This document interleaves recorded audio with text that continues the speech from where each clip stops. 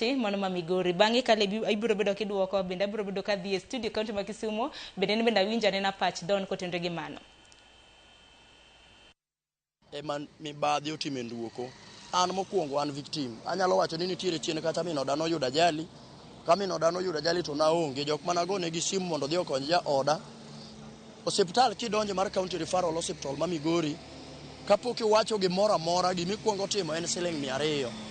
$200 no kisechule kore ka process chakore gi kanyo itimo processes gi temi tieki to mi jatuo kodhi e room gi daktari makoro gini gi daktari ji ariyo monego bed ni kuoye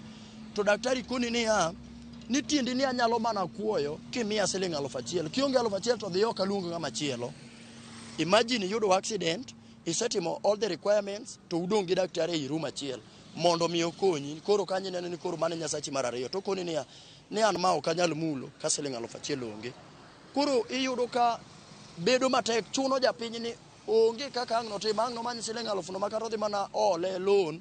to thiedhi the same ichaki golo mino di tok ndalo mano wach ni mondo iduoke mondo dhi ogony ne usi kigik kacha mondo ogony usi no kende dwaka wi old age just imagine jatuo mano thiedhe osiptando no iduoko mondo mi ogony ne usi no gik makoro min oda mano yudo accident no gony ne usi gi student ka inyisa ni ok nyal gony na usi ka onge $1,000 gonyo usi. I was worried no chuno ni mondo mi amany $300 mondo mi wami student no mondo mi ogony nwa usi mondo wadhi dala koro sector mar thieth is corrupt seriously and kanyo monego bed ni time lokruok na sana Migori waka sector mar thieth ne piny kabisa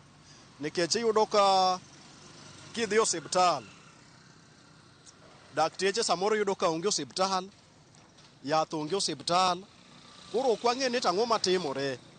nikech iyudo ka samoro kidhi osiptal sirikal nolando ni thieth en nono osiptal ka idwa tiye gi pesa kopogore gi SHA ma bende SHA no iyudo ka en gi delay mang'eny kabisa omiyo dakteche go kawo kode advantage iyudo ka inyisi ni SHA nigi delay koro chula pesa cash koro ok wang'e gimomiyo SHA ni nobedo introduced konego bed ni okonyo wananchi koro gi kanyo okane ber mar SHA ahinya koro korka dakteche ka iyudo ka dakteche tin gi manie osiptal takwayo sirikal mamalo kotenore gi sirikandwa ma Migori ka gima hinyowa e sekta mar thieth ka sana Migori ka iyudo ka dakteche thothgi ok concentrate tijgi mondikgi gi sirikal dakteche owegi okworo chemistry everywhere iyudo ka daktari achiel ni kata gi chemistry 10 koro ng'ane thuolo mare mar dhi hudumia jopiny osiptal kucho onge nikech o concentrate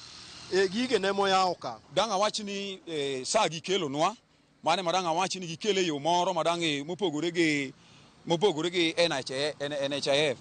koro gishani danga wach ni sano ema bet koro miyo jowa bet koro tegne matin nikech kata ka in gi janyuol miyo man gi ich inyalo dhi kacha to sani tiyo mane madanga wach ni gitimo na maber ano kane gima jogo timo na maber gi sani gi manya ne kaka ginyalo konyowa mondo mi gikony jopiny ywak kabisa kidhi osiptal ing'isi ni bisa register sa to sa kikwongo mokwongo idonjo tiyori kamoro idhi ng'ad receipt no nyaka ichul ichako ing'isi ni dhi e lab kidhiye nyaka idhi chul e lab no koro tok lab ne koka ang' ichako non ni to kar in gi sa kosi onge mano yudo ka nisetiyo gi pesani ma osiptal onge dhi gi lwedo nono nyaka idhi gi pesa kidhiye ma koro gweng' yath onge dakteche to nitie koro yath ne mwakia ni olal gi koro yo ka kiwinjo Nairobi ni osegol pes yath ma yath osang'iew koro kuma yathno lalnwago e koro yo ka mwakia mane momiyo wayiero sirikal ni mondo rit nga en Julius Omondi kata Pastor Julius Omondi ka e dala mar Migori ka koro ka thieth no samiyowa sida adiri man kende ni kidhi gi jatuo dakteche ok richo te to moko to richo moko be beyo mostly kidhi to giywak ni gionge gik moko vifaa onge osiptal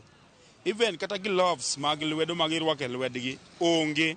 iyudo ka daktari moro oyie tiyo gi pesa ne komanyo mage moro akiba asaneno ka nyawadgi kwaye ni konya gi magi mondo arwaki koro mage gik ma timore e sekta wa mar osiptandwa maduong' mar Migori Referral Hospital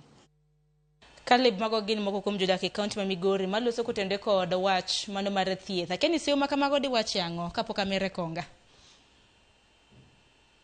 Erokamano ahinya. Adwa wacho ni sekta marwa mar thieth watemo kabisa mondo wa offer services